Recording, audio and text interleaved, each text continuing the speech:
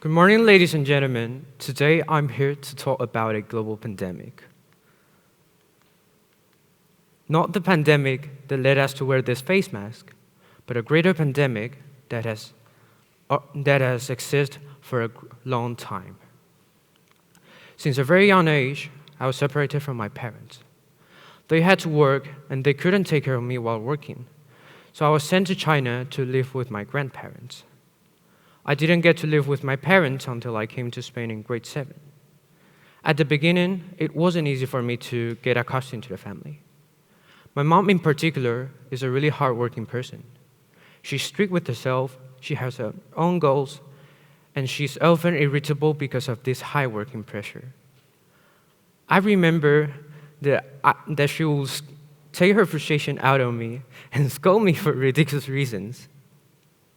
So after that day, my name changed. I was renamed as the family punching bag.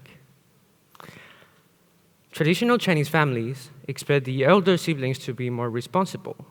Parents will usually treat the younger ones better, and they often get more protected. This tradition has been passed in my family as well. For some reason, I thought this was a good tradition.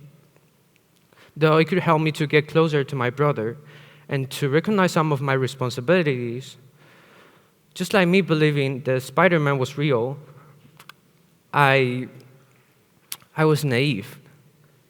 Expectation has always been a fantasy. So I was really confused. I felt like I didn't belong to the family, like there was a border between me and my family. Certainly, it was like a pandemic, making us distancing ourselves from each other. I'm sure that we all have experienced this once in our life.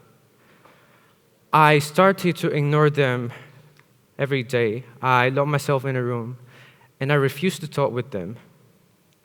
By that time, friends and work had taken a more important role in my life.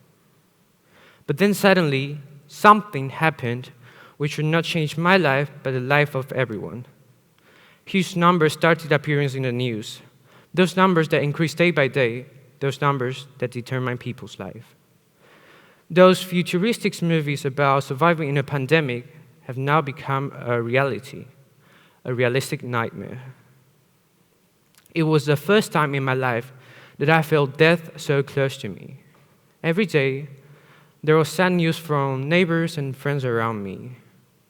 I began to realize how serious the situation was. The arrival of the pandemic meant that everyone had to stay at home in quarantine.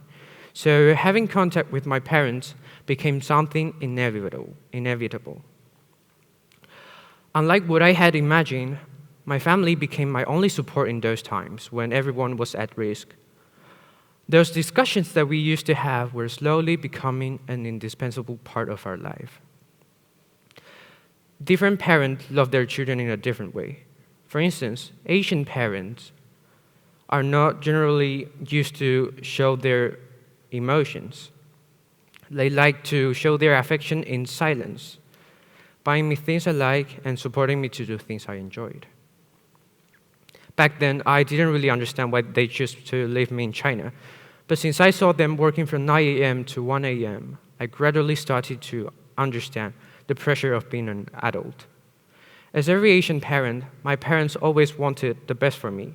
They had high expectations of me, so they tried to carry the burden of the whole family as far as they were able to. But when we were in quarantine, Mom always said that she was less tired. And Dad started to smoke less and less. It was at that time that I realized that everyone was contributing what they had to the family. In some way, I wish we could maintain this situation. But life went on. The pandemic started to ease up a little bit, and my parents were finally able to go back to work. Those quarrels that I had with them didn't go away. The difference was that I started to see things from their point of view. I tried to understand what they were thinking. The theme of our talk today is world citizens. In my mind, world citizens represent all of us sitting here, every single one of us in a world. Whatever culture and generation we come from, family relationships are really the same.